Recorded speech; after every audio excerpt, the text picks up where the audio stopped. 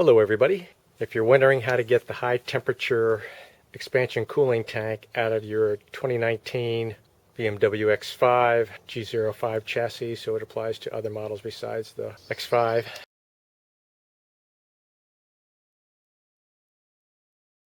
There are, by the way, two expansion tanks. There's this one back here, which I believe is a low temperature cooling tank, and this is the high temperature cooling tank.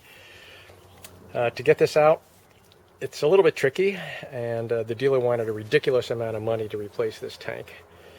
The tank itself is pretty inexpensive. You can buy these online for genuine BMW for under 150 bucks.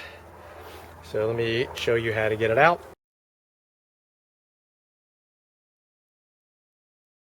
First thing I did was I siphoned off all the fluid just to be able to reuse it.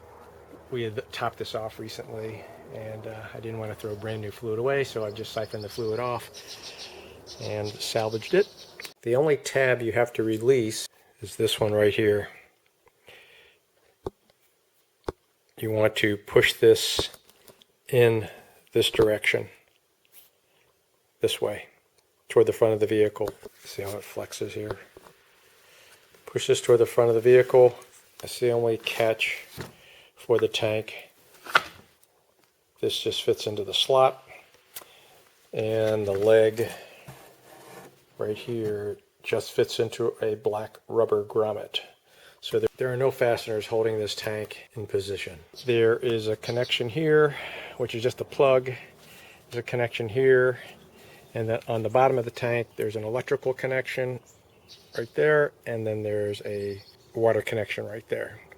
All three water connections are exactly the same. You need to get the orientation correct, but the plug looks like this. There's a flat side to it by my thumb, and opposite the flat side there's a little metal loop, and you pull on that loop to pull the metal ring out. Let me pull it out, and then I'll show you what it looks like removed. I used a pick tool, but you can use a small screwdriver to pull that wire ring out. Be very careful, because if you pull it too hard, you're going to lose it, and now you're going to be in big trouble. The second tip I'll give you is once you get the metal ring out, go ahead and reseat it, because you can plug these back in just like this. So they're designed to be plugged in just the way you see it.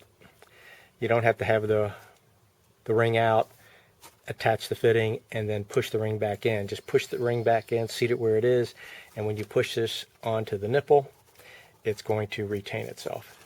So there are three of these. One is just a plug to cover up this end. This one is also at the top, and then there's one at the bottom. Let me show you the one at the bottom. Standing over the fender, and this is the approximate orientation of that plug. So you can see the flat side is over here toward the engine bay.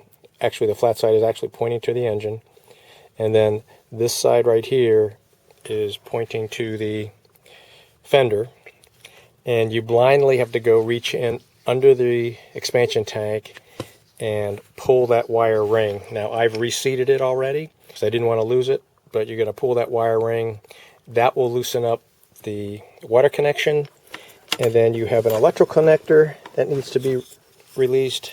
This is for the level sensor. There's sort of a close-up picture. If you put your screwdriver right in this slot where my fingernail is and gently push down on it, so push toward the ground, it will release. So you're sort of pushing in to the right and down.